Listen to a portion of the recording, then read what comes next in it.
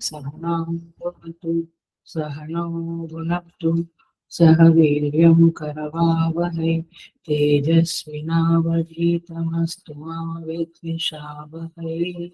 ॐ शान्ति शान्ति शान्ति। समस्त जन कल्याण निरतं करुणामय नमामि चिन्मयं देवं सद्गुरुं विद्यामि।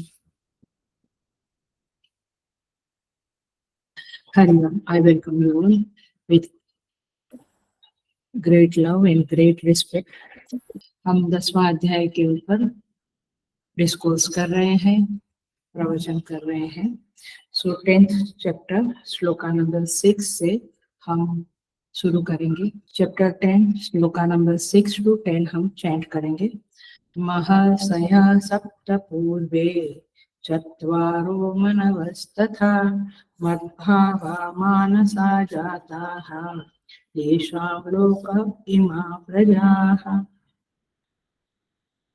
एतां विभूतिं योगं च मम यो वेत्ति तत्त्वतः सोऽविकम्पेन योगेन युज्यते नात्र संशयः। अहं सर्वस्य प्रभवः मत्तः सर्वं प्रवर्तते इति मत्वा भजन्ते मां बुधा भावसमन्विताः मच्चित्ता मद्गतप्राणाः बोधयन्तः परस्परं कथयन्तश्च मां नित्यं तुष्यन्ति च रमन्ति च तेषां सततयुक्तानां भजतां प्रीतिपूर्वकं ददामि बुद्धियोगं तं येन मां उपयान्ति ते।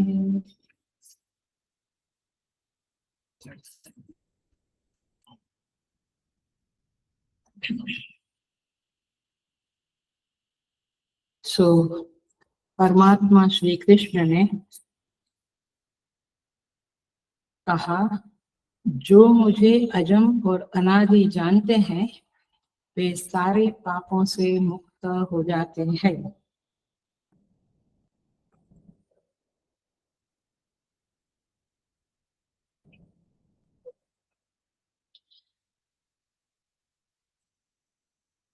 और भगवान ने कहा, मैं अनादि हूँ, मुझसे ही सारी सृष्टि उत्पन्न हुई है और सारे भाव भी मुझसे उत्पन्न हुए हैं।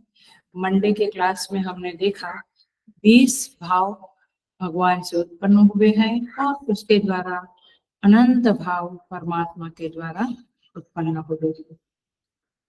6ठे श्लोक में भगवान कहते हैं, 7 महर्षि और 14 मनु भी मुझसे ही उत्पन्न हुए हैं। मेरे मानस पुत्र है। इसका हमने क्या किया था? मतलब कि सृष्टि मिथ्या है, क्योंकि भगवान के मन से जो उत्पन्न हुआ, हमारे मन से बहुत चीजें उत्पन्न होती है, वो मटेरियलाइज होती ही है ऐसा नहीं, इसका मतलब वो मिथ्या है। स्वप्न जैसे मिथ्या है, वैसे मानस द्वारा उत्पन्न हुए भाव और ये महर्षि इत्यादि और फिर महर्षि के द्वारा ये सृष्टि सब कुछ मिथ्या है। इस बात को हमने प्रमाणित किया था मंडे की क्लास में। आज आइए, आज हम 7वां श्लोक देखते हैं और हो सका तो 8वां भी। 7वें श्लोक में भगवान कहते हैं, एतां विभूतिं योगं च मम यो वेत्ति तत्त्वतः सोऽविकम्पेन योगेन युज्यते न अत्र संशयः। यहाँ पे एक ही संधि है, न अत्र संशयः। यहाँ पे इस बात में कोई संशय नहीं है। किस बात में प्रभु? एतां विभूतिं योगं च, ये विभूति और योग को जो मेरे है, मेरे योग और मेरे विभूति को, योग माने याथात्म्य, यथार्थता, सच्चाई। चलो आपकी भाषा में भगवान की सच्चाई क्या है कि भगवान जैसे के तैसे निर्विकार रहते हुए उससे जो नजारा, जो विभूतियां उत्पन्न हुई दिखती है, वो आभास मात्र है, वो मिथ्या है। ऐसा प्रभु का योग है। और फिर वो विभूति भी ऐश्वर्य है, महिमा है, वैभव है, लेकिन कैसा है वह? नाटक के जैसा है। ऐसे कोई दरिद्री होते हुए वो महाधनवान का नाटक करे, ऐसा परमात्मा, ये गलत एग्जाम्पल है, उल्टा एग्जाम्पल है। कोई धनवान होते हुए दरिद्री का नाटक करे, माने इन शॉर्ट नाटक करे, ड्रामा करे, आभास मात्र। ऐसा परमात्मा का विभूति भी आभास मात्र है। तो ये बात को जो जान लेता है, सह अविकम्पेन योगेन, वह व्यक्ति, वह ज्ञानी अविकम्प योग से परमात्मा के साथ जुड़ जाता है अथवा योग के साथ जुड़ जाता है। इस बात में कोई संदेह नहीं है। समझ में आया? इन शॉर्ट भगवान क्या कहना चाहते हैं? जो मेरा विभूति और योग को जानते हैं वे मुझसे जुड़ जाते हैं। मैंने दिया था रियलाइजिंग। संपूर्ण गीता में कितनी टेस्ट है, थाउजेंड्स ऑफ टेस्ट है, जहाँ पे प्रभु रियलाइज बीइंग के कैरेक्टरिस्टिक को बताते हैं। देखो यहाँ पे क्या मिला आपको? रियलाइज बीइंग वह है जिसने परमात्मा के योग और विभूति को जान लिया है। आई बात समझ में? हमें तो पता नहीं रियलाइज बीइंग के बारे में। हम नमस्कार कर लेते हैं बड़े बड़े महात्माओं को, लेकिन उनके रियलाइजेशन वाले स्टेट के ऊपर विचार नहीं करते हैं कि वे कैसे होंगे, उनका आंतरिक स्थिति क्या होगा। तो देखो गीता जी आपको बहुत कुछ बताती है। माने जिसको आप नमस्कार करते, जिनकी आप घर में फोटो रखकर पूजा करते, मूर्ति रखकर पूजा करते, वे कौन है, वे क्या है, गीता जी आपको बताती है। और जब किसी के बारे में हम जानते हैं ना, तब उनसे ज्यादा प्यार कर सकते हैं।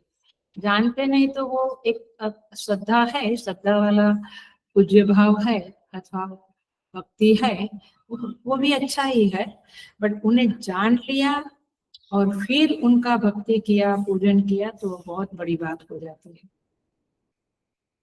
सो एताम विभूतिम योगम च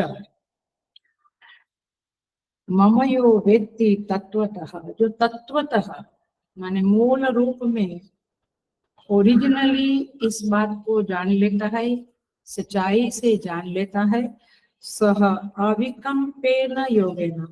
ये अविकम्पेन योगेन, अविकम्प माने अविचलित, विकम्प माने विचलित, कंप माने शेक होना ना, विकम्प माने विशेषण कंप, शेक होना, शेकिंग होना। अविकम्प माने विचलित होना ही नहीं, डिस्टर्ब होना ही नहीं। ये डिस्टर्ब तो हमारा स्वभाव वाली बात आई, परंतु यहाँ पे आत्मा में स्थिरता। देखो अविकम्प योग का अर्थ होता है, भाष्यकार कहते हैं अप्रचलित। अविकम्प माने अप्रचलित, अन माने प्रचलित नहीं है, फेमस नहीं है, ऐसा मीनिंग नहीं लेना। ये हमारे हिंदी में ऐसे बोलते ये तो कोई प्रचलित नहीं है, ये प्रोडक्ट तो प्रचलित नहीं है। वो प्रचलित वाली बात अलग है। यहाँ पे प्रचलित का अर्थ होता है, अप्रचलित का अर्थ होता है निश्चला। यहाँ पे चलाए मानता नहीं है। अब पकड़ी बात, अब समझ में? चलाए मानता नहीं है माने विकार नहीं है, मॉडिफिकेशन, चेंज नहीं है, उसे कहेंगे अप्रचलित, निश्चला। ये अप्रचलित स्थिति कैसे प्राप्त होती है? देखो भगवान भाष्यकार ही लिखते हैं, सम्यक दर्शन स्थैर्य लक्षणेन।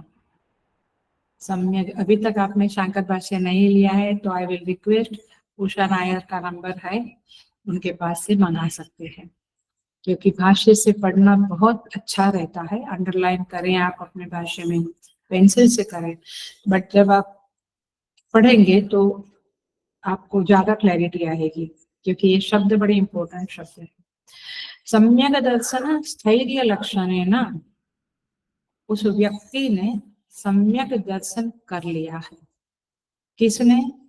जिसने योग, भगवान के योग और विभूति को जान लिया है, उन्होंने सम्यक दर्शन, सम्यक दर्शन माने राइट अंडरस्टैंडिंग, सही दर्शन कर लिया है। अभी हम भगवान कृष्ण के दर्शन करते हैं, वो सही दर्शन नहीं है, क्योंकि हमें उनके स्वरूप के बारे में इतना ज्ञान नहीं है, तो ठीक है।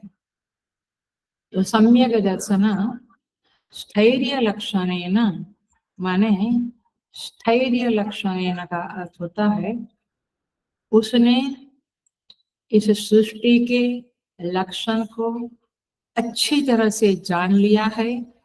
क्या जाना है? वास्तव में सृष्टि है ही नहीं। इसलिए श्रीमद् भगवद गीतासु उपनिषत्सु, उपनिषद का ही सार गीता है। कई लोग कहते गीता तो ठीक है, समझ में आ जाती है, उपनिषद नहीं आता है। गीता तब समझ में आएगी जब उपनिषद समझेंगे, उपनिषद जब समझेंगे तब गीता अच्छी तरह से समझ में आएगी।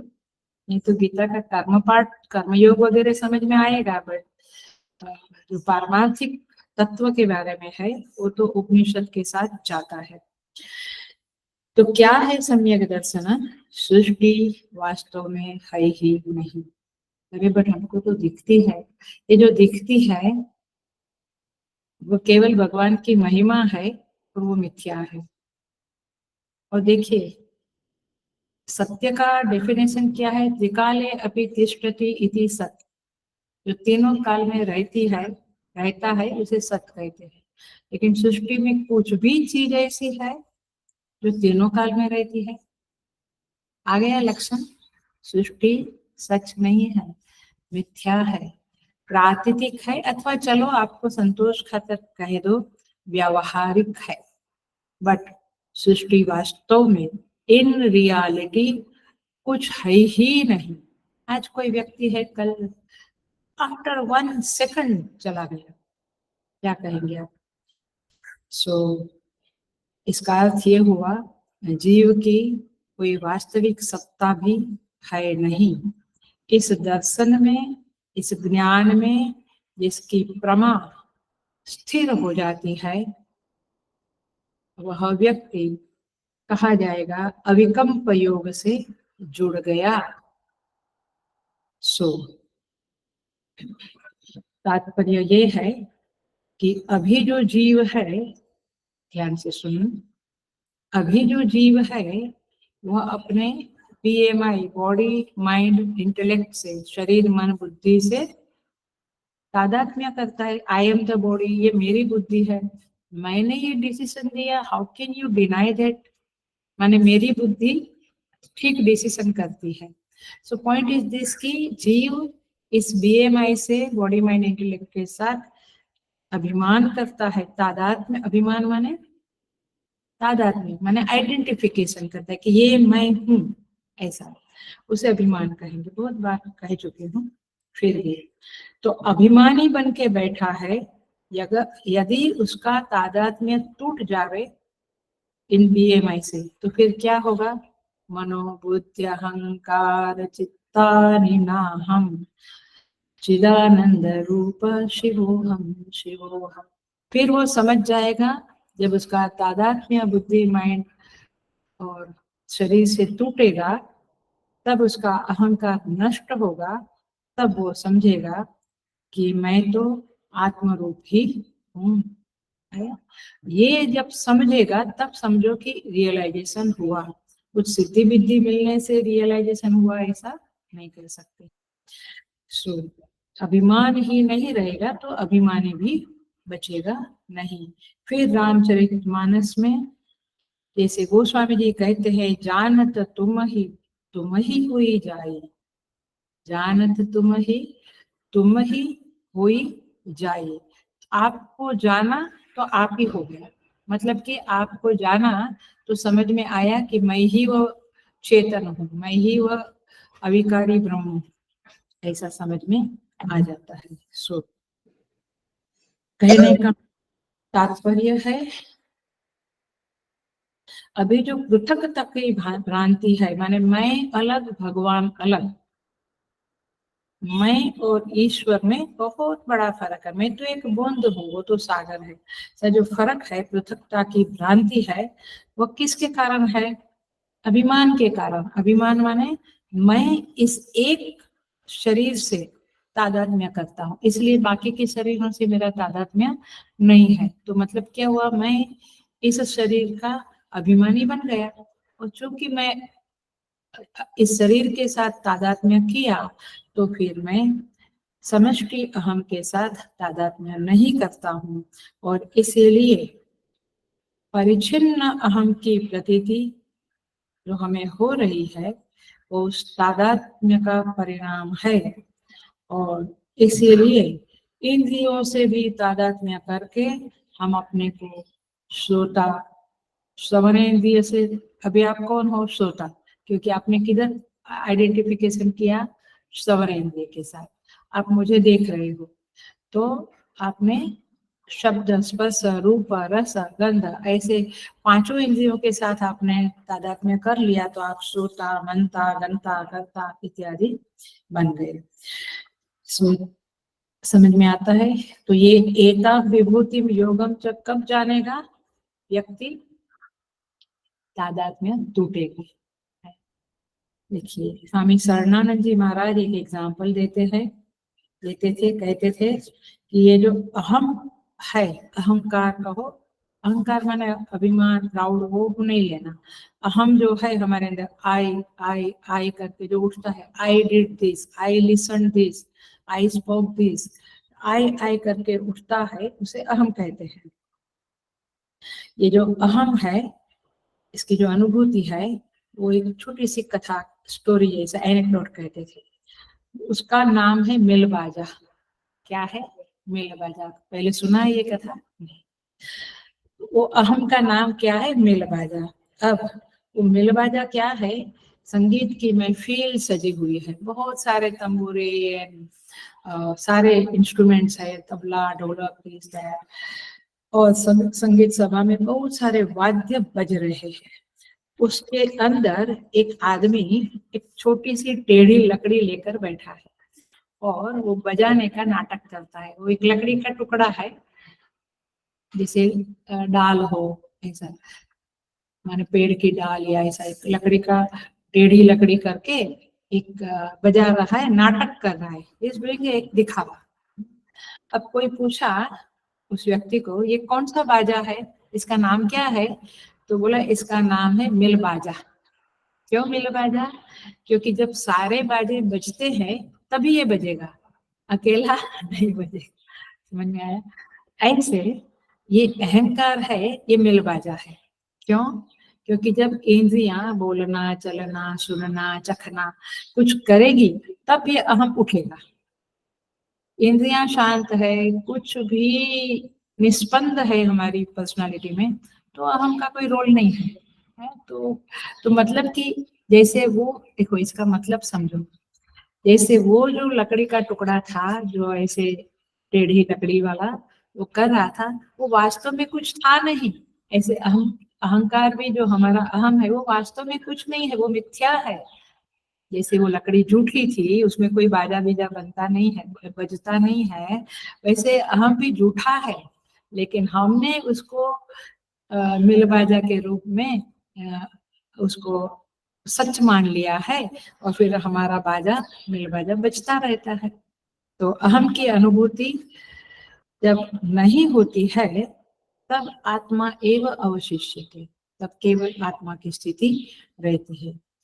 सो उस आत्मा की स्थिति में स्थैर्य लक्षणम, जो स्थिर हो जाता है, जिसकी प्रमा उस आत्म स्थिति में स्थिर हो जाती है, तस्य प्रज्ञा प्रतिष्ठिता। सेकंड चैप्टर में कहते हैं, स्थित प्रज्ञा लक्षण में तस्य प्रज्ञा प्रतिष्ठिता। सो वो आत्म स्थिति है।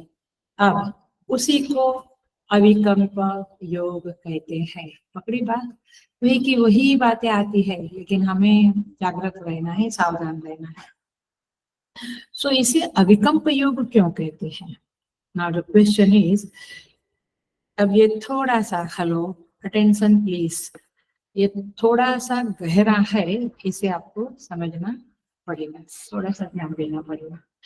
इसे अविकल्प योग क्यों कहते हैं? इसका कारण ये है कि ये योग जो है, योग माने जुड़ना, ये योग जो है वो अन्य से अन्य के साथ जोड़ने वाला योग नहीं है। माने जैसे रस्सी, दो रस्सी के टुकड़े हैं और हमने गांठ लगाई तो दोनों जुड़ गई, अथवा जो भी जुड़ने वाली, जैसे पेंट किया तो कलर दीवार के साथ जुड़ गया, अथवा जो भी योग व्यक्ति व्यक्ति के साथ जुड़ती है, व्यक्ति के साथ गाड़ी बंगलो पदार्थ सब जुड़ते रहते हैं। तो अन्य का अन्य के साथ योग है, वैसा ये योग नहीं है। अन्य का अन्य के साथ योग है, उसे विकल्प योग बोलेंगे। बट अपने साथ अपना जुड़ना, माने मैं मेरे साथ ही जुड़ जाऊं, क्या बोलते हैं, जब खुद उठा पर्दा खुदी का, तब बंदा खुद खुदा जाना। मैं बोलती हूँ ना हमेशा, मैंने जब भी हमारे अपने और अभी जिसे मैं कहता हूँ उसके बीच का पर्दा जब उठा, खुदी का पर्दा, खुदी का पर्दा माने अहंकार का पर्दा उठ गया, गजब एक माजरा देखा, एक गजब की एक एक तमाशा, एक अलग ही कुछ दृश्य देखा। क्या रियलाइजेशन देखा? क्या अपने से अपना, अपने साथ जुड़ गए हम, बीच का पर्दा उठ गया, तब बंदा खुद खुदा जाना। जब बंदे ने क्या जाना, पहले मैं सेवक था, प्रभु मेरे मालिक थे, लेकिन अब मैंने क्या जाना, मैं खुद खुदा जाना, मैं खुद ही खुदा हूँ, ये मैंने जान लिया।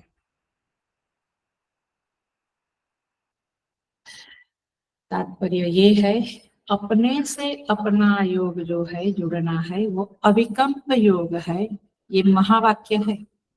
और अपना और दूसरे से, अन्य से जब हम जुड़ जाते हैं, अन्य से अन्य का जुड़ना माने मैं जब दूसरे से जुड़ता हूँ तो वो विकल्प योग है। विकल्प माने, विकल्प माने हिलने वाला, माने आज संबंध है कल टूट गया, आज पेंटिंग है कल वो पेंटिंग निकल गई, अरे बेटी। सो वो अन्य का अन्य के साथ जो योग है वो विकल्प योग है। अपना अपने साथ जो योग है वो अविकल्प योग है। अब पकड़ी बात? सो देखो इसको कैसे शास्त्रीय भाषा में बोले तो, देखो जब अन्य का अन्य के साथ योग होता है, किसी का किसी के साथ जुड़ना होता है, उसे संयोग कहते हैं, राइट? अब उसे संयोग कहते हैं, और अंत में वो चीज अलग होती है तो उसे वियोग कहते हैं।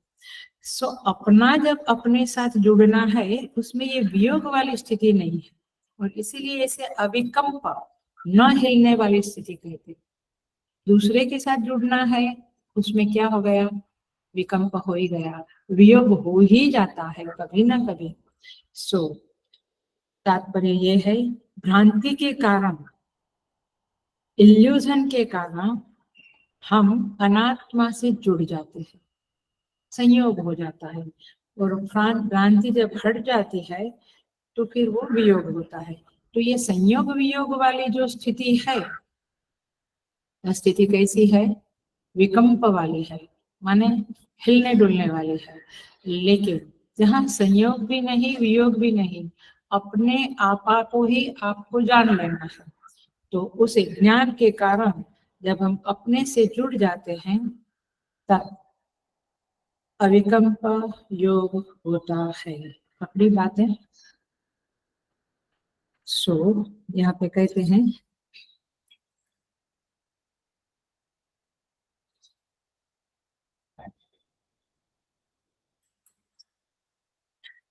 सिक्स्थ चैप्टर में 23rd नंबर के श्लोक में आता है, तम विद्या दुख संयोग वियोगम योग संगीतः। तम विद्या, उसे जानो, क्या, दुख संयोग वियोग, माने अनात्मा के साथ जो आविद्यक, माने इग्नोरेंस के कारण जो संयोग बना पड़ा है, वो संयोग ज्ञान के कारण कट जाना। उसे क्या कहेंगे?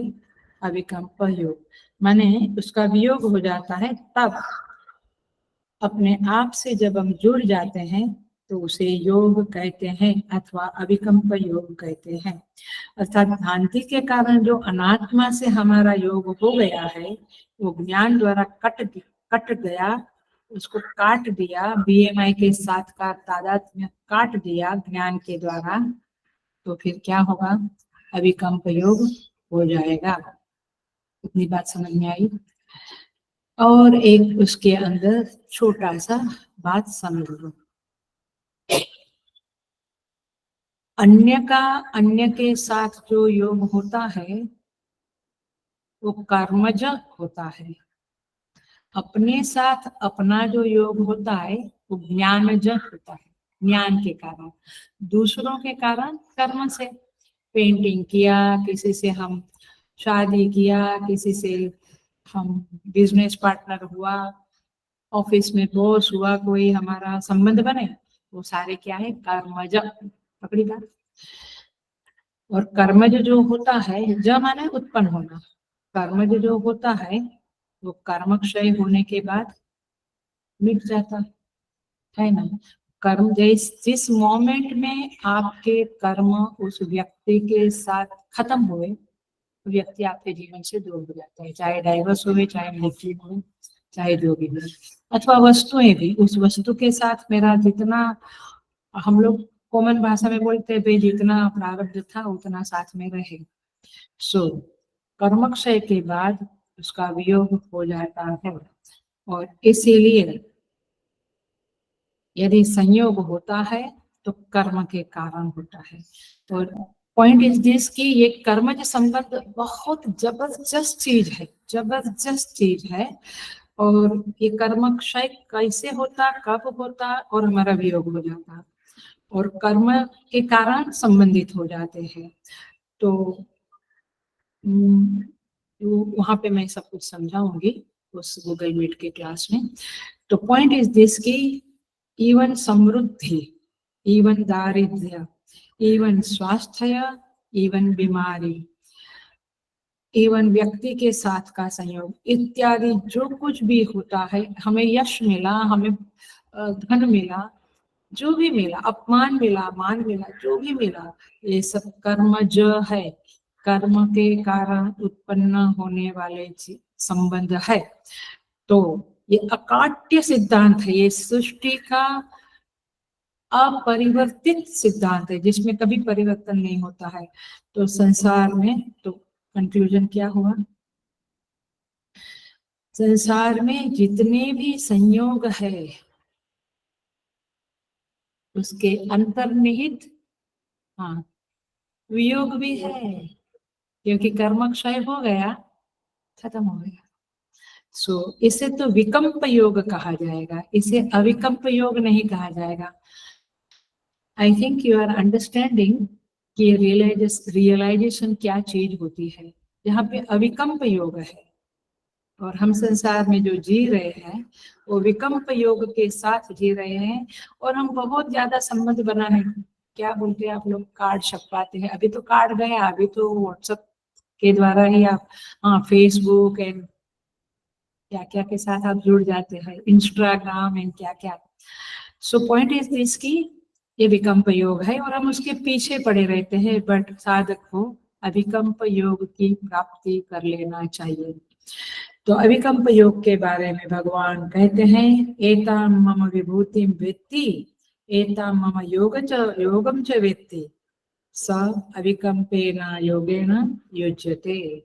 वह अभिकल्प योग से जुड़ जाता है। अर्थात फिर से एक बार कंक्लूजन के रूप में बताती हूँ, निर्विकल्प निर्विकार चेतन से जो सारी वृत्तियां उत्पन्न होती है, ये उसकी जन्मस्थली है। वृत्तियों की जन्मस्थली क्या है? निर्विकार चेतन। उसी वृत्तियों के उस वो अंदर वृत्तियां उत्पन्न होती है, वैसे ही बाहर महर्षि इत्यादि उत्पन्न होते हैं, लोग उत्पन्न होते हैं, प्रजा उत्पन्न होती है। तो वास्तव में चेतन जो कि निर्विकार है, उसमें कोई विकार नहीं है, इसलिए वास्तव में इन रियलिटी उससे कुछ भी उत्पन्न नहीं हो सकता है। दूध से दही बनता है क्योंकि दूध में विकार आ गया, बदलाव आ गया, तो दही बन गया। सो सृष्टि में वास्तव में कुछ बना नहीं है, केवल वह चेतन का विलास है, चित विलास। यह तुलसीदास जी महाराज क्या कहते, चित विलास यह जग बूझत बूझत बूझे। कहते हैं रघुपति भगति वारी जल छांडत छांडत, माने रघुपति की भक्ति रूपी जल को जब हम आंख में छाटते हैं, जैसे पानी छाटते हैं तो शीतलता आती है, तो रघुपति भगति वारी जल। और कहते हैं तुलसीदास यह चिद विलास जग बूझत बूझत बूझे। जब ये रघुपति की भक्ति रूपी जल छाट दिया तो फिर आंखें निर्मल हो गई, माने हृदय निर्मल हो गया। और तुलसीदास यह जग चिद विलास जग, ये जगत क्या है, चिति का विलास है। विलास माने नाटक, लीला, है ना, विलास। तो ये चिद चिद विलास जग, ये चिति का विलास है। और बूझत बूझत बूझे, ये समझ में आते आते समझ में आ जाता है क्या, ये जगत मिथ्या है। बट कब, रघुपति वारी छाल डित जल बिनु प्रयास ही सूझे। ये सेकंड लाइन ये थी, बिनु प्रयास ही सूझे। कुछ प्रयास नहीं करना है आपको, आपको वह ज्ञान, जैसे शीरा हम ऐसे गिर जाते हैं, ऐसे माने एकदम आराम से जैसे जूस पी लेते हैं, वैसे अंदर उसकी चला जाता है, ये ज्ञान सहजता से उत्पन्न हो जाता है और आप समझ जाते हैं वास्तव में कुछ भी बना नहीं है।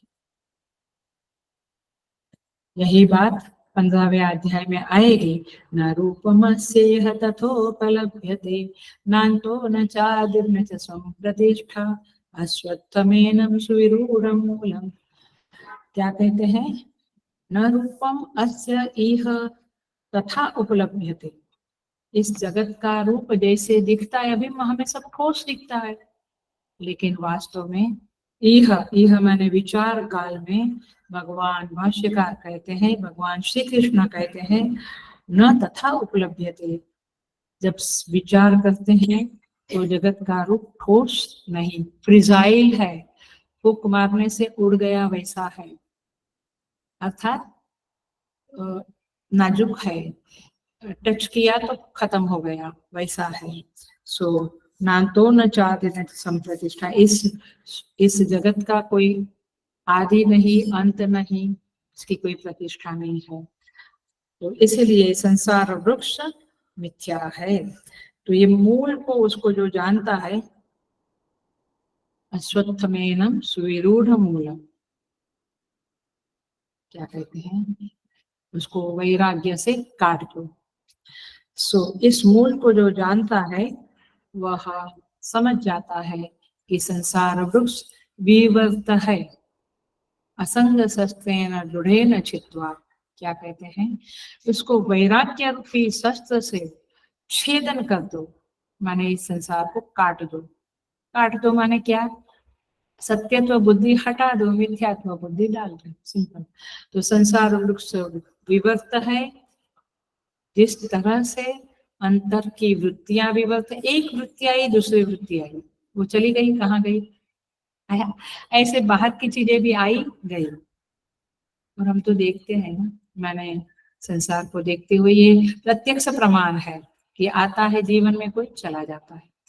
तो उसी तरह बहिर्देश की प्रजा का भी यही हाल है। सो हमें मूल बात समझनी है, जो बिल्कुल समझनी है वो यह है,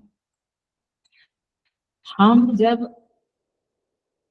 अन्य के साथ संबंध जोड़ते हैं तो कर्मज होता है, और अपने साथ संबंध जोड़ते हैं तो ज्ञानज होता है। आई बात एकदम क्लियर है ये बातें। तो हमें क्या करना है, ज्यादा हम बाहर कर्मज संबंध बनावे, हेलो आगे न साथ में, कि हम अपने आप से जुड़ने के कार्यक्रम बनावे।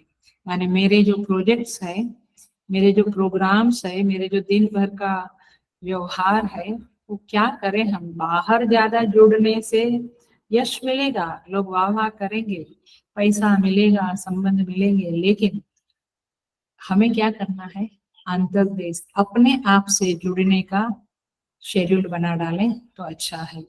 क्योंकि दूसरे के साथ जो है वो कर्मज संबंध है, वो कर्म स्थूल हो, सूक्ष्म हो, नोबल हो, नॉन नोबल माने अच्छा हो, बुरा हो, वैदिक हो, लौकिक हो, उपासना रूप हो, मर्डर रूप हो, आतंकवाद रूप हो, यज्ञ यागादि, कृषि, बिजनेस, जो कुछ भी है वो सब बाहर से जुड़ने वाला है।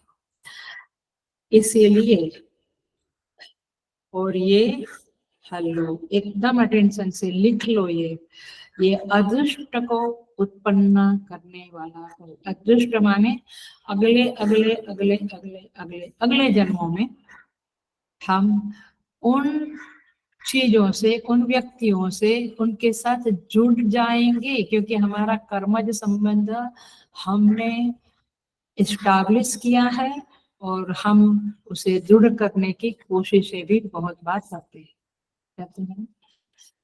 कोई गार्डन से, कोई योगा से, एक्सरसाइज से, कोई व्यक्तियों से, कोई समाज से, सोसाइटी से, माने आप कर्मज संबंध बनाने के पीछे पड़े, लेकिन आपको करना क्या चाहिए, आत्मा के साथ जुड़ने के जो उपाय है, साधन है, उसको अपनाने के अथवा उसके प्रति ज्यादा समय देना जरूरी होता है। सो ये है आपकी एतां विभूतिम योगम च मम यो वेत्ति तत्वतः।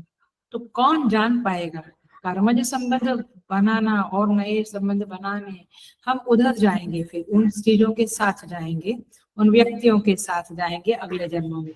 So one must know what he is doing and what he should do. तो शरीर समृद्धि सबसे जुड़े रहते हैं, लेकिन जितने भी योग है संसार के, वे सब वियोगांत है, माने उसका अंत वियोग में होने वाला है। जब कर्म का क्षय हो जाएगा तो वियोग हो जाएगा। इसीलिए भगवान 15वें अध्याय में ही कहते हैं, यद गत्वा न निवर्तन्ते तद्धाम परमं मम। जहाँ जाने के बाद फिर वापस नहीं आना है, वह मेरा योग है, मतलब वो मुझसे जुड़ना है। सो भगवान भाष्यकार इसे लिखते हैं, योग की डेफिनेशन देते हैं, याथात्म्यम निर्गुणम निरुपाधिकम। कहते हैं आत्मा के याथात्म्य को, उसके निर्गुण निरुपाधिक स्वरूप को कहते हैं आत्मा का योग क्या है, आत्मा का निरुपाधिक निर्विकार स्वरूप को, निर्गुण स्वरूप को जानना।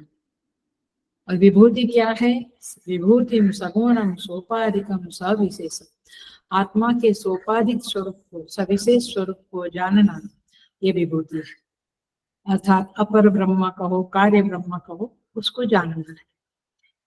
तो विभूति और योग ये दोनों को जान लिया तो कहते हैं कि आप अविकल्प योग से जुड़ जाएंगे। वैभव तो प्रभु का अनंत है, देश काल से परे भी है, क्योंकि विष्णु पुराण में श्लोक आता है और भाष्यकार भी आई थिंक 3rd चैप्टर में कहते हैं, ऐश्वर्यस्य समग्रस्य धर्मस्य यशस्य श्रियः वैराग्यस्याथ मोक्षस्य षण्णाभग इति रणा। माने ये परमात्मा षडैश्वर्य संपन्न है। षडैश्वर्य संपन्न माने ज्ञान, वैराग्य, धर्म, यश, श्री, मोक्ष, इन सब के साथ ये जो टॉप मोस्ट है, माने हाईएस्ट धर्म, हाईएस्ट लक्ष्मी, श्री, हाईएस्ट यश, ये किसके पास है, परमात्मा के पास। और इसीलिए हनुमान जी रामचरितमानस में कहते हैं, जब रावण उसे पूछता है कि तुम कौन हो, हे वानर तुम कौन हो, क्लासिक आंसर देते हैं। हनुमान जी कहते हैं देखिए ये होता है अनुचर, सेवक लोग कैसे स्मार्ट होने चाहिए, गुरु के शिष्य लोग कैसे होने चाहिए, इसका क्लासिक एग्जाम्पल है। हनुमान जी कहते जाके बल लव ले सते, जीते हूँ चराचर झारे। अरे रावण मैं कौन हूँ, जिसके बल के एक बिंदु, लवलेस माने एक हल्का सा एक कण, जिसके बल के एक कण से तूने त्रिलोक को विजय प्राप्त की। यानी तीनों लोक में विजय प्राप्त करना कितना बड़ा बल चाहिए, बट वो बल का सिंधु जो है वो मेरे राम है। माने उनके बल का एक बिंदु तूने प्राप्त किया तो तीन लोग जीत लिया। तो तुम सोचो कि मैं किसका शिष्य हूँ, किसका सेवक हूँ। जाके बल लव ले सके, क्या बढ़िया बात है। माने कहने का तरीका, ये सब चीजें हम कहते हैं बच्चों को अभी से ये नहीं पढ़ाना चाहिए, रामायण महाभारत भागवत गीता अभी नहीं, अभी तो टाइम है। तो बुढ़ापा में क्या करेगा वो, बूढ़ा में भी मैं पढ़ के फायदा क्या, अभी पढ़ा तो समझ में आएगा कि कैसे आंसर दिए जाते हैं, किस तरह से भाषा यूज की जाती है। सो इस तरह से यहाँ पे बताया है कि विभूति और योग को जो जान लेता है वह मेरे साथ अभिकंप योग से जुड़ जाता है। देखिए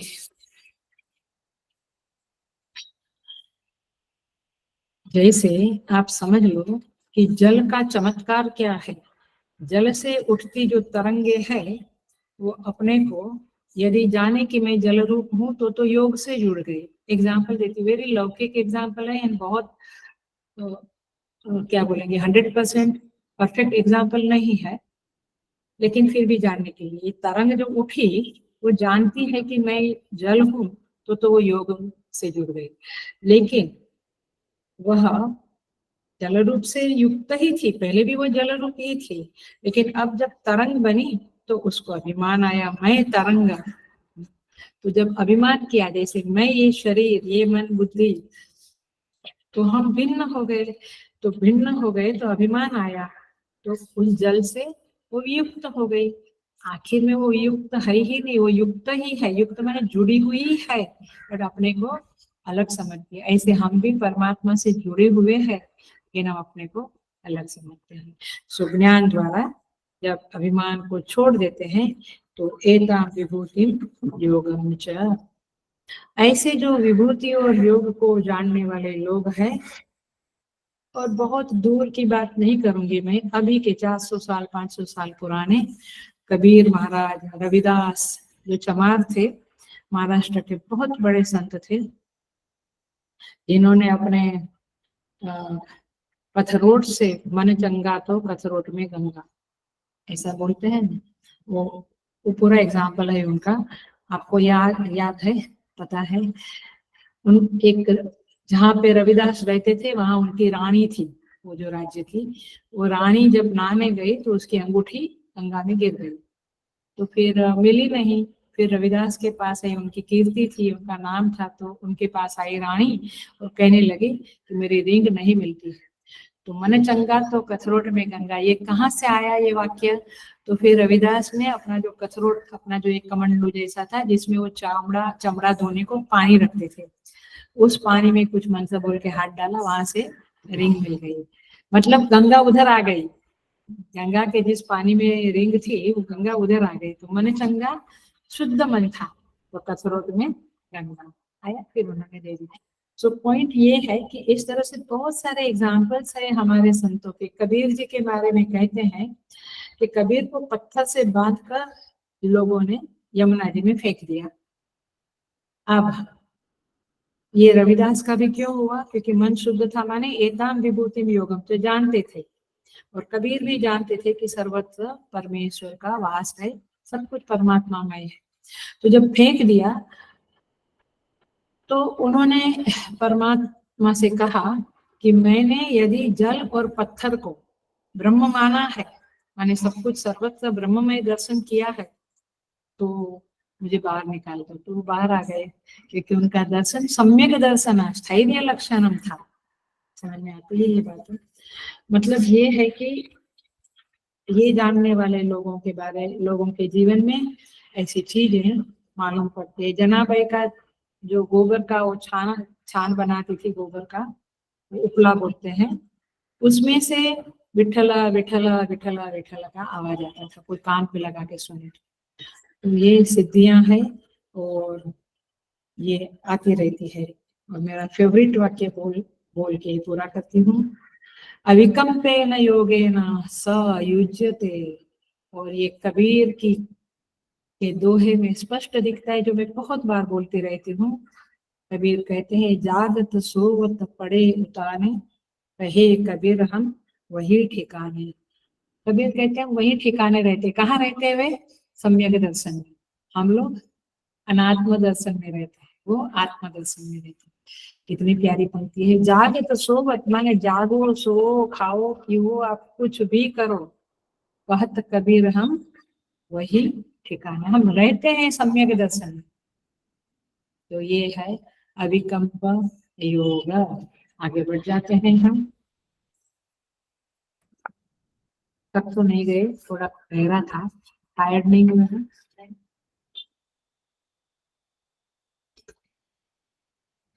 भगवान कहते हैं 8वें श्लोक में,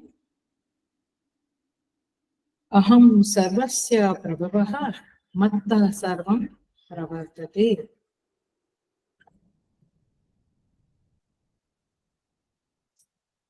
इति मत्वा भजन्ते मां बुधा भाव समन्विताः। कहते हैं अहम सर्वस्य प्रभवः, मैं ही सारी सृष्टि की उत्पत्ति का कारण हूँ। प्रभव माने उत्पत्ति, सारी उत्पत्ति का, समस्त जगत की उत्पत्ति का कारण मैं हूँ। मत्तः सर्वं प्रवर्तते, सारा जगत मुझसे ही चेष्टा करता है, माने मुझसे ही प्रवर्तित होता है। इति मत्वा भजन्ते मां बुधा भाव समन्विताः। इति मत्वा, ऐसा जो समझता है, क्या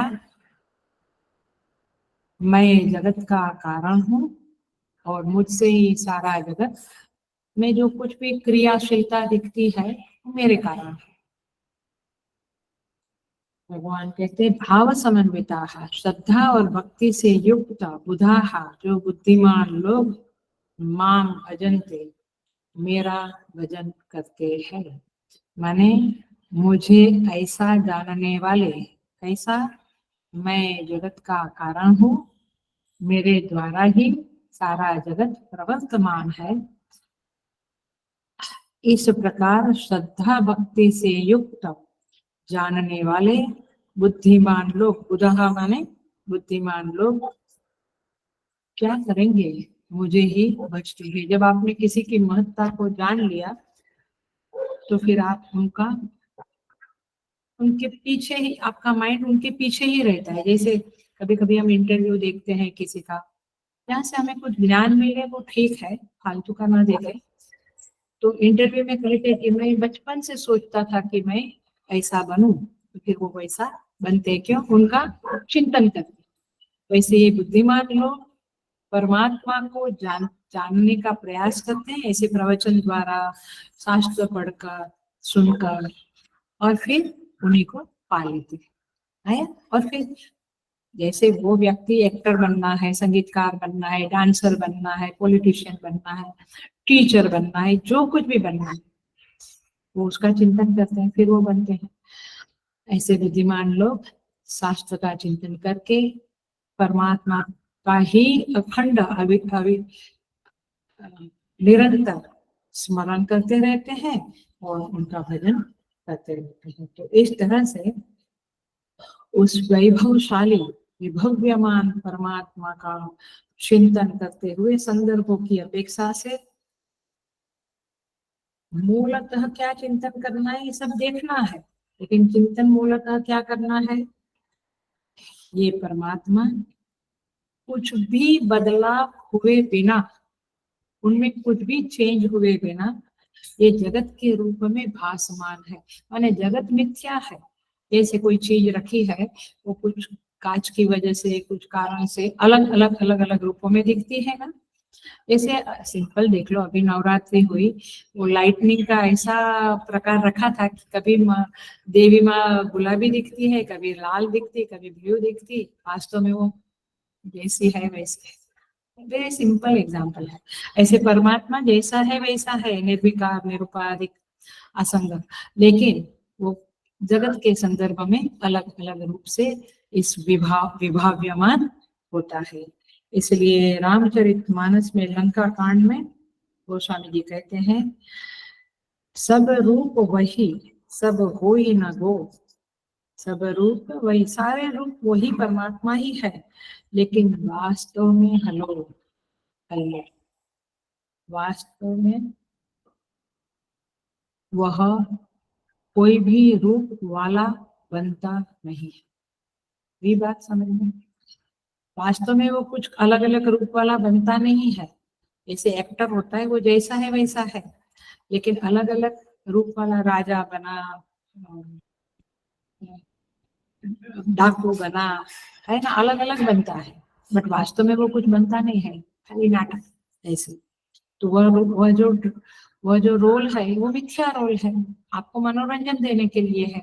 ऐसे जगत में जो परमात्मा सब कुछ बन गया है, पहाड़, नदी, समुद्र, वो आपको मनोरंजन देने के लिए, आनंद देने के लिए, वास्तव में वो कुछ बना नहीं। इसीलिए फिर से ईशावास्यम इदगम सर्वम, जो हमारा कोरोना में पहला उपनिषद शुरू हुआ था, उसको अच्छी तरह से समझो इन श्लोकों का आधार लेकर, कि वास्तव में ईश्वर छाया हुआ है माथे।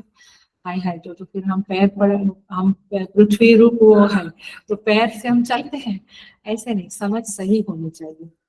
सो वो जैसे का तैसा रहते हुए सर्व रूप में प्रकाशित होता है, जाहिर होता है, अपने आप को जाहिर करता है। ऐसा जिसे बोध हो जाता है, उसका नाम है बुधाहा। श्लोक में आया ना शब्द, इति मत्वा भजन्ते मां बुधाहा भाव समन्विता। कौन बुधा है? इन्होंने जान लिया कि जैसा का तैसा रहते हुए परमात्मा अनेक रूपों में विभाव्यमान, प्रकाशित, जाहिर होता है। और ऐसे बुधा लोग, उनको और कुछ काम नहीं है, क्योंकि उनको ना कपट करना है, ना झूठ बोलना है, ना आर्ग्यूमेंट करना है, ना डिस्कस करना है, उनका सब हो गया। अब वे क्या करते हैं? केवल उस परमात्मा का भजन करते हैं, और उस भजन में जो आनंद है, शायद कई लोगों ने मुझे बताया कि देवी के 9 डेज में, नवरात्र में हमने दुर्गा सप्तशती पढ़ा, और अर्गला स्तोत्र, रात्रि सूक्त, बहुत कुछ सारा कुछ किया। 2-2 अढ़ाई घंटा हम बैठते थे, बहुत आनंद आता था। वैसे रोज नहीं बैठते हैं। आनंद क्यों आया? क्योंकि परमात्मा आनंद स्वरूप है, तो इसीलिए भजन थे। तो ये 24 घंटा 365 डेज भजन करने में इनको थकान नहीं लगती है। In fact they become charge. हम सब जानते हैं, जपा तपा पूजा करने से हम चार्जिंग हो जाते हैं, हमारे अंदर एक एनर्जी फील होती है, एक शांति फील होती है। सो भगवान कहते हैं, देखिए 9th चैप्टर में कहते हैं, महात्मानस्तु मां पार्थ दैवीं प्रकृतिम आश्रिताः भजन्ति अनन्य मनसः ज्ञात्वा भूतानि अव्ययम्। कहते हैं कि जो दैवी प्रकृति को आश्रित लोग हैं, वे महात्मा अनन्य मनसः, फोकस से, डेडिकेशन से परमात्मा का भजन करते हैं। एक सच्चाई बता दूं तो यह है कि हम संसार की प्रवृत्ति को पकड़ते क्यों हैं? क्योंकि हमारे अंदर दैवी प्रकृति है, इसलिए तो हम भजन भी करते, साधना भी करते, बट हमारे अंदर रजस ज्यादा है, और इसलिए हम बहुत सारी संसार की प्रवृत्तियों को, लोगों को इधर उधर पकड़ते रहते हैं। सो दैवी प्रकृति वाले लोग, अथवा कहो कि ईश्वर की ओर सम्मुख होने वाले लोग, परमात्मा का भजन में समय व्यतीत करते हैं अथवा को सार्थक करते हैं। सो बाकी तो क्या कहते हैं, अवजानन्ते मां मूढ़ाः मानुषीं तनुम् आश्रितम्, जो मुझे मनुष्य रूप में जानता है वे तो मेरा भजन नहीं करते। सो बार बार ये परमात्मा से जुड़ने की कोशिश करनी चाहिए, ये इस श्लोक का तात्पर्य है। और ऐसा घनीभूत संबंध परमात्मा से बनना चाहिए, वो ज्ञान वो प्रमा हमारे बनी रहनी चाहिए कि, ध्यान से सुनना, बहुत इंपॉर्टेंट बात, प्रैक्टिकल बात कहने जा रही हूँ। इतना हम परमात्मा से जुड़े रहे कि एक तिनका भी मेरे पास आता है, मन तिनका का समझते हैं ना, परिस्थितियां जो भी, और वृत्तियां भी जो आती है वो वहीं से आई है, ऐसा हमारा दृढ़ ज्ञान बना रहना चाहिए। जो कुछ भी मुझे प्राप्त होता है वो मेरे परमात्मा से, मेरे प्रभु से भेजा हुआ है, ऐसी एक दृढ़ समझ पैदा हो जाएगी तो जीवन में बहुत स्थिरता आएगी। और फिर ये श्लोक समझ में आएगा कि महर्षि लोग भी परमात्मा से उत्पन्न है और वृत्तियां भी परमात्मा से उत्पन्न, परमात्मा से उत्पन्न है माने वहीं से आई है, मेरे अंदर जो आता है उन्हीं के द्वारा आता है। सो अहम सर्वस्य प्रभवः, भगवान कहते हैं सारी सृष्टि का प्रभव स्थान, उत्पत्ति स्थान मैं ही हूँ, मेरे से ही सृष्टि का प्रादुर्भाव हुआ है, ऐसा समझो। देखो शास्त्र में दो तरह से हमें समझाया जाता है साधकों को। एक है परमात्मा ने संकल्प किया और सृष्टि बन गई। अभी तैत्तरीय उपनिषद चलता है, भृगुवल्ली अभी समाप्त होने को जा रही है। इसके बाद ऐतरेय उपनिषद लेंगे तो ऐतरेय उपनिषद में ये सृष्टि परमात्मा के संकल्प से बनी ऐसा भी आता है। तो एक है, और बाकी उपनिषदों में भी आता है, तो एक है परमात्मा के संकल्प से सृष्टि बनी, और दूसरा जो बताया जाता है वो ये है कि क्रम से सृष्टि बनी, माने एक सद्यो सृष्टि, सद्यो माने तुरंत, और एक क्रमिक सृष्टि, ऐसी सृष्टि की उत्पत्ति के बारे में मत है, ये दो मत पक्के हैं। सो कैसे कहते हैं सृष्टि कैसे बनी? पहले माया प्रभु के आश्रित हुई, माने माया अनादि है, उसी को अव्यक्त कहते हैं। उस अव्यक्त से मैं क्लासेस जब ऑफलाइन लेती थी तो बहुत बार वो चार्ट दिया हुआ है, इधर भी ऑफलाइन में ऑनलाइन में भी चार्ट दिया हुआ है, राजेश्वरी ने भेजा हुआ है, देख लेना, और किसी को वापस चाहिए तो वापस राजेश्वरी से कहना। तो अव्यक्त से महत तत्व, उसी को हिरण्यगर्भ कहते हैं, फिर महत तत्व से अहंकार, फिर अहंकार से सूक्ष्म तन्मात्राएं 5 भूतों की, आकाश वायु अग्नि जल पृथ्वी, फिर सूक्ष्म पंचमहाभूत माने तन्मात्रा से स्थूल पंचमहाभूत बने, फिर उनका कुछ मात्राओं में संयोग हुआ, और फिर इंद्रियां बनी, अंतःकरण बना, इस तरह से अंतःकरण में मिश्रित बना, और सिंगल सिंगल इंद्रिया बनी, सिंगल महाभूत तन्मात्रा से इंद्रिया बनी, इस तरह से सारा चार्ट है। तो इस तरह से सृष्टि बनी, और ये सृष्टि देखो एक एंगल देती हूँ, बट उस एंगल से हमें समझना क्या है, अहम सर्वस्य प्रभव और मत्तः सर्वम प्रवर्तते, ये समझना है। तो ये सृष्टि में हमें जो कुछ भी दिखता है, थोड़ा सा विचार करने से ये समझ में आता है कि सृष्टि बहुत डिसिप्लिन से चलती है, माने कार्य कारण व्यवस्था, शास्त्रीय शब्द बोलूं तो हेतु फलात्मक संबंध दिखाई देता है। माने कुछ होता है तो हम तुरंत सोचते हैं, बुद्धिमान मनुष्य सोचता है कुछ कारण होगा, है ना, और फिर वो कारण की शोध करता है। सो सारी सृष्टि, सारा जगत कार्य कारण व्यवस्था में बना हुआ है। सूर्य, चंद्र, समुद्र, पहाड़ भी, पहाड़ कभी चलने लगा तो बम्बई में आ गए, और समुद्र तो इधर ही है चौपाटी का। और किसी दिन सोचा ये बम्बई वाले लोग भगवान का ध्यान ही नहीं करते हैं, बिजी बिजी रहते हैं, और पूरा रात को जागते दिन को सोते, ये बम्बई वाले लोग, चलो मैं उनको कवर ही कर लूं, बम्बई को मेरे अंदर गर्त कर लूं। समुद्र नहीं कर सकता, पहाड़ चल नहीं सकता। सूर्य, चंद्र, नक्षत्र, ग्रह, उपग्रह सब अपने अपने कानून में, कायदे में, नियम में चलते हैं। तो ऐसी जो सृष्टि है, ये भगवान क्या कहते हैं, मेरे से उत्पन्न है। तो जब कार्य कारण व्यवस्था दिखती है तो हम ज्यादा सोचते नहीं है, हमको लगता है बस दिस इज द कोज। क्या कोज है? झूठ बोला तो दो तमाचा खाया, मर्डर किया तो फांसी पे लटका, सब ऐसा अपने बस उतना ही सोचते हैं। आप देखो ये शरीर है, ये भी क्रम से बढ़ता है, फिर अस्ति जायते वर्धते अपक्षीयते विपरिणमते अपक्षीयते नश्यते, उसका जो क्रम है वैसे ही चलता है। बट शरीर में जो दवाई लेते हैं तो ये दवाई खाई तो बीमारी हटी, ये दवाई से बीमारी नहीं हटी, सब कुछ पक्का मालूम पड़ता है। तो हेतु फलात्मक संबंध। अब शरीर कहाँ से आया, चलो ये भी मालूम पड़ता है कि माता पिता के संयोग से आया, लेकिन मेरे पास बुद्धि है, भावनाएं है ना, मेरे विचार है, मेरा भविष्य है, वो कहाँ से आया?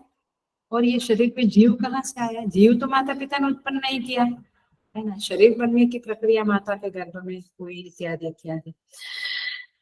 तो जीव कैसे आया, ये सोचते सोचते ये हेतु फलात्मक अपना गिड़गिड़ा जाता है, हिल जाता है। फिर उसका कारण क्या, वो नहीं समझ में आता है। कौन भेजा, कैसे गर्भ में आया, ये नहीं पता चलता है। और मर गया उसके बाद कहाँ गया, ये भी नहीं पता चलता। तो कार्य कारण व्यवस्था यहाँ पे स्थगित हो जाती है, और फिर हमें कारण का अनुसंधान करते करते हम परमात्मा तक पहुंचते हैं। बट वो ज्ञानी लोग पहुंचते हैं, क्योंकि हम तो शायद संसार का कार्यकरण भी देखने को टाइम नहीं है। हम कभी झूठ बोला, फिर किसी समय हमको कुछ सजा मिली तो हम कहते इसने सजा दी, बट हम ये नहीं सोचते कि मैंने झूठ बोला था, उसकी ये सजा। इतना भी सोचने को टाइम नहीं। अहम सर्वस्य प्रभव, ये तो सोचना विद्वानों का काम है। तो पॉइंट ये है कि भगवान जो कहते हैं, ये विद्वानों ने इसका अनुसंधान किया है, और इस तरह से ये जान लिया है कि सारा त्रिगुण का पसारा है। ये त्रिगुण स्वयं में कुछ नहीं है, तो परमात्मा की त्रिगुण माने माया, माया ही है ना, सत्व रजत तमो गुणात्मिका माया। तो माया ही त्रिगुण है, वो परमात्मा के ऊपर आश्रित है। आश्रित है माने मिथ्या है, वो सच नहीं है। सो उसी माया के द्वारा ही मत्तः सर्वम प्रवर्तते, मेरे द्वारा सब कुछ प्रवर्तित होता है। तो ये बात भी यहाँ पे हमें समझ में आती है। अब भगवान अंतिम शब्द है, भाव समन्विता बुधाहा भजन्ते। भाव से समन्वित होते हैं माने क्या, भावना से समन्वित होते हैं, यानी जुड़ जाते हैं।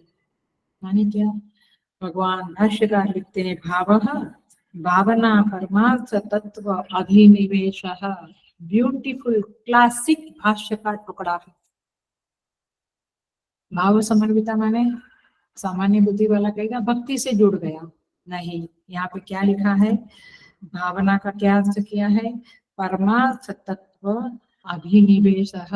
उस परमार्थ तत्व में, आत्म तत्व में अभिनिवेश। अभिनिवेश माने घुस जाना।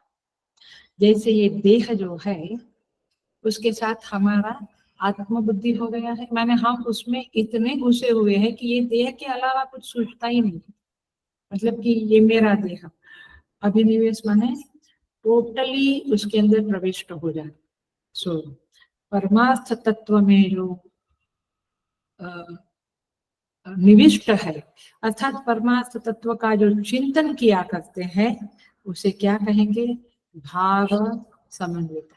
आया? नहीं तो हम क्या समझते हैं? प्रेम भाव, भक्ति भाव। नहीं, परमार्थ तत्व के भाव में अथवा उस प्रमा में जो स्थिर हो गए हैं उसे कहेंगे। जैसे देह में आत्मबुद्धि, वैसे आत्मा में आत्मबुद्धि। ऐसा जब हो जाएगा तब क्या सोचेगा? तब ये जगत मिथ्या लगेगा और इसीलिए जगत में कुछ भी करने के प्रति उसका कोई ओपनिंग नहीं होगा, उसके कोई प्रयत्न नहीं होंगे। और क्योंकि जगत में जो मिथ्या है उसमें क्या माने झूठ है, उसमें क्या हम अपना बुद्धि का, समय का बर्बादी करें, व्यर्थ सामर्थ्य को वेस्ट करें। इसीलिए उनको ज्ञान हो गया है कि ये सब मिथ्या प्रतीति है, इसीलिए वे भगवान का भजन करते रहते हैं। और प्रमा पहले बनानी पड़ती है, ये जगत क्या है? मिथ्या प्रतीति है। फिर ज्ञानियों की प्रमा जब पक्की हो जाती है तो उनका परमार्थ चिंतन में अभिनिवेश हो जाता है और फिर ये भाव समन्विता बुधाहा भजनते, फिर वे भगवान का भजन करते रहते हैं। या निशा सर्वभूतानां तस्यां जागर्ति संयमी, यस्यां जागृति भूतानि सा निशा पश्यतो मुनेः। गीता चैप्टर 2 में स्थित प्रज्ञ के लक्षणों में आता है, जिस जगत में के कार्यों में महात्मा लोग उसे रात्रि समझते हैं, अर्थात उसमें कोई व्यवहार का कोई मतलब नहीं है, ये समझ जाते हैं, वे लोग भगवान का भजन करते रहते हैं। अब अगले श्लोक में जो हम नेक्स्ट वीक में लेंगे, क्या कहा है? ये भाव समन्विता माने क्या एग्जैक्टली, कैसे आप उस परमार्थ तत्व का चिंतन करने में समर्थ बनोगे। अभी तो हम समर्थ नहीं है। 1 घंटा माने 2 घंटा पूरे वीक में उतना ही चिंतन होता है। अथवा तैतरीय उपनिषद अटेंड करते हैं तो सोम बुध शुक्र 3 दिन अटेंड करते हैं तो 3 घंटा या 3.5-4 घंटा उतना ही हम करते हैं। तो भगवान कहते हैं कि भाव समन्विता बनना है तो 9th श्लोक को, 10वें अध्याय के 9th श्लोक को अगले सोमवार को बताया जाएगा और कैसे हम बन सकते हैं भाव समन्विता, उसका रहस्य खोला जाएगा, इसे हम अगले क्लास में देखते हैं। ओम पूर्णमदः पूर्णमिदं पूर्णात् पूर्णमुदच्यते पूर्णस्य पूर्णमादाय पूर्णमेवावशिष्यते। ओम शांति शांति शांति। हरि ओम। श्री गुरुभ्यो नमः। हरि ओम।